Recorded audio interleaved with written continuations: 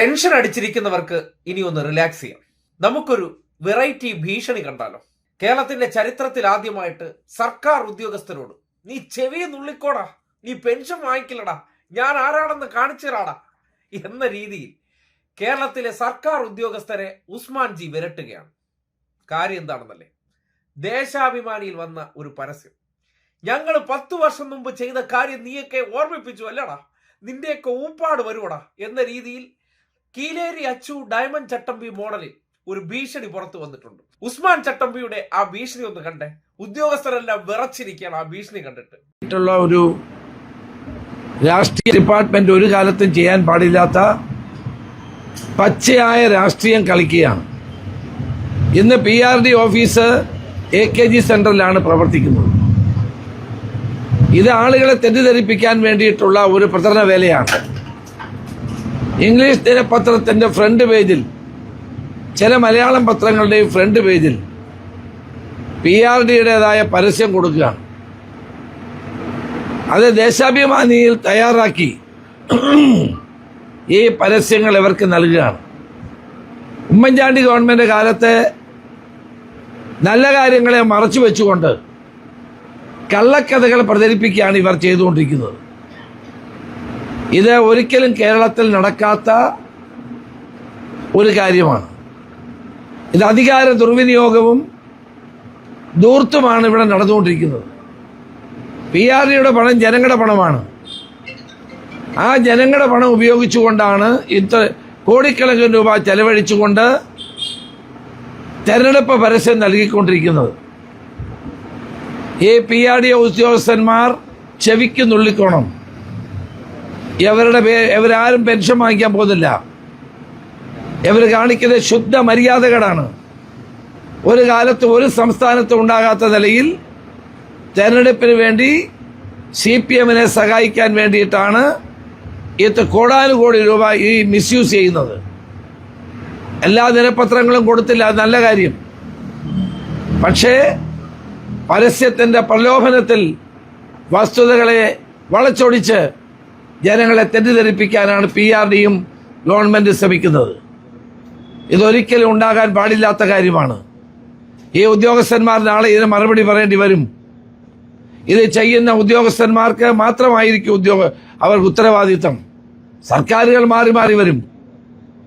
ഒരു ഉമ്മൻചാണ്ടി ഗവൺമെന്റ് കാര്യം പറഞ്ഞുകൊണ്ട് വളരെ മ്ലേച്ഛമായ തരത്തിൽ നട്ടാൽ കുരുക്കാത്ത നുണകൾ ദേശാഭിമാനി തയ്യാറാക്കി കൊടുക്കുന്ന അതേ പരസ്യം അതുപോലെ ഇടുക. അത് പരസ്യമാണെന്ന് പോലുമില്ല.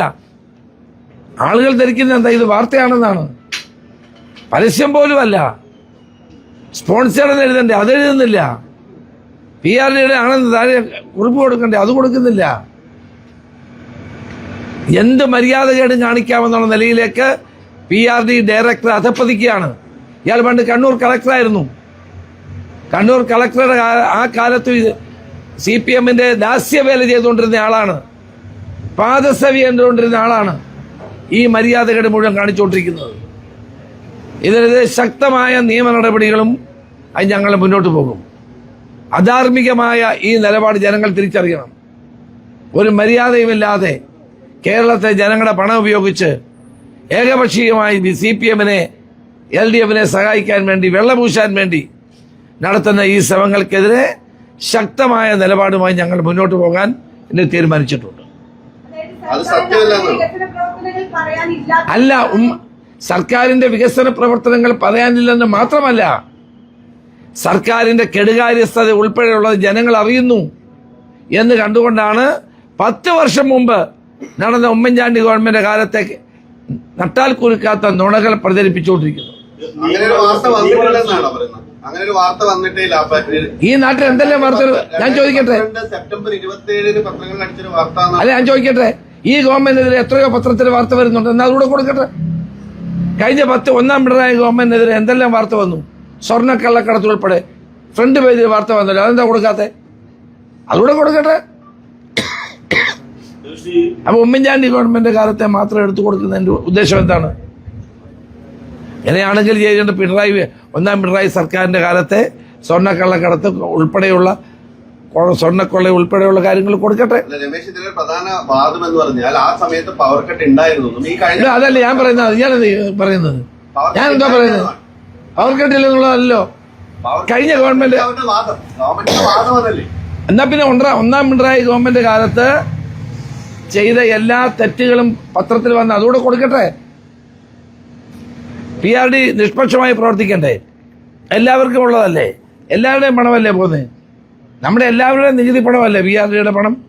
അല്ലാണ്ട് പിണറായി വിജയന്റെ വീട്ടിൽ നിന്ന് കൊണ്ടിരുന്ന പണമാണോ? ഒരു മര്യാദ വേണം ഇത് കാണിക്കുന്നതിന്. എന്തും ചെയ്ത് കളയാം എന്ന് ആരും ചോദിക്കാനില്ല എന്നുള്ള മട്ടിലാണ് പെരുമാറിക്കൊണ്ടിരിക്കുന്നത്. ഇത് തീർച്ചയായിട്ടും ചോദ്യം ചെയ്യപ്പെടും, ഒരു സംശയം വേണ്ട. അതുൾപ്പെടെയുള്ള കാര്യങ്ങൾ ഞങ്ങൾ നോക്കുകയാണ്. എന്ത് മര്യാദകേടും കാണിക്കാം.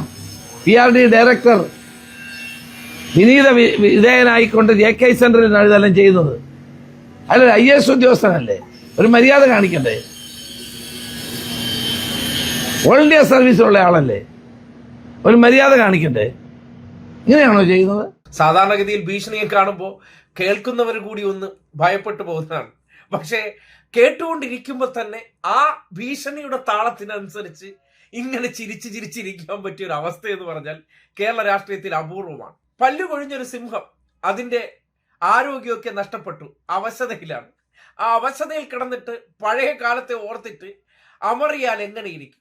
അതേ അവസ്ഥയിലാണ് ഉസ്മാൻജിയുടെ ഭീഷണി. അതായത് കണ്ണൂർ കളക്ടറായിരുന്ന PRD ഡയറക്ടറായിരുന്ന വ്യക്തി ദാസി പണി നടത്തി. പണ്ട് ഉമ്മൻചാണ്ടിയുടെ കാലഘട്ടത്തിൽ ഈ നാട്ടിൽ നടത്തിയിരുന്ന ലോഡ് ഷെഡിങ് ആവട്ടെ, KSRTC പൂട്ടിപ്പോണ അവസ്ഥയാവട്ടെ, ദേശീയപാത വേണ്ട, ട്രഷറി പൂട്ടാറായി തുടങ്ങി സകല തരത്തിലുള്ള ഇരുണ്ട കാലത്തെക്കുറിച്ച് ഓർമ്മിപ്പിച്ചാൽ നീ ഓർമ്മിപ്പിച്ചല്ലടാ, നിനക്ക് ഞാൻ കാണിച്ചു തരാടാ എന്നുള്ള രീതിയിലുള്ള ഈ ഭീഷണിപ്പെടുത്തുമ്പോൾ നിങ്ങളൊന്ന് ആലോചിച്ച് നോക്കിയേ. ആ കാലഘട്ടത്തിലെ സത്യം പറഞ്ഞപ്പോൾ അത് എങ്ങനെയാണ് വിരളി പിടിപ്പിച്ചത്? കാര്യം നമ്മുടെ നാട്ടിൽ ഏതെങ്കിലും ഒരു പരസ്യത്തിന്റെ അടിസ്ഥാനത്തിൽ മറ്റൊരു വിഭാഗത്തെ അല്ലെങ്കിൽ ഇപ്പോൾ പ്രതിപക്ഷത്തിനെ തന്നെ എടുക്കൂ, അവർ ചെയ്യാത്ത കാര്യമായിരുന്നു എങ്കിൽ എന്തുകൊണ്ടാണ് ഇവർക്ക് വിരളി പിടിക്കേണ്ട കാര്യം? അതിനെക്കുറിച്ച് ഒന്ന് വിശദീകരിച്ചാൽ പോരെ. അന്നത്തെ കാലഘട്ടത്തിലെ 4 വാർത്തയെടുത്ത് പുറത്തേക്ക് വീശിക്കൊട്, ഇതാ ലോഡ് ഷെഡിങ് ഇല്ലായിരുന്നു, ഇത് പച്ച നുണയാണ്, ഇവിടെ KSRTC നിൽക്കാൻ പോകുന്നില്ല, അത് നഷ്ടത്തിലാണെന്ന് ഞങ്ങൾ പറഞ്ഞിട്ടില്ല, ലാഭത്തിലായിരുന്നു, കാണിച്ചാ പോരെ. എന്തിനാണ് ഈ ഉദ്യോഗസ്ഥരെ കിടന്ന് ഭീഷണിപ്പെടുത്തുന്നത്?